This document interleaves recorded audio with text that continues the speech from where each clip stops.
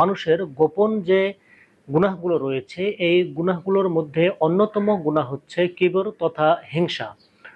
মহান আল্লাহ রাব্বুল আলামিন মহাগ্রন্থ আল কোরআনের সূরা ফালাকের মধ্যে বলেছেন, ওয়ামিন শাররি হাসিদিন ইযা হাসাদ, আমি আশ্রয় চাই হিংসুকের অনিষ্ট থেকে যখন সে হিংসা করে। অর্থাৎ আমার কোনো কাজে যখন অপর কোনো ব্যক্তি হিংসা করবে, এই হিংসার যে কুফল রয়েছে এই কুফল থেকে আল্লাহ রাব্বুল আলামিন যেন আমাকে হেফাজত করে, তার জন্য আল্লাহর কাছে পানাহ চাওয়া তথা হেফাজতের জন্য দোয়া করা। আর হিংসা এতই একটি ভয়ঙ্কর কাজ বা গুনাহ, রাসূলুল্লাহ সাল্লাল্লাহু আলাইহি ওয়াসাল্লাম বলেছেন, আগুন যেভাবে কাঠকে পুড়িয়ে ধ্বংস করে দেয় ঠিক তেমনি ভাবে হিংসা মানুষের আমলগুলোকে পুড়িয়ে ধ্বংস করে দেয়।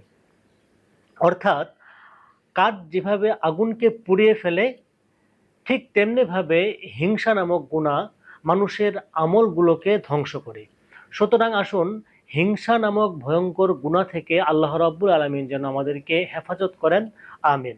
আসসালামু আলাইকুম ওয়া রাহমাতুল্লাহি ওয়া বারাকাতুহু।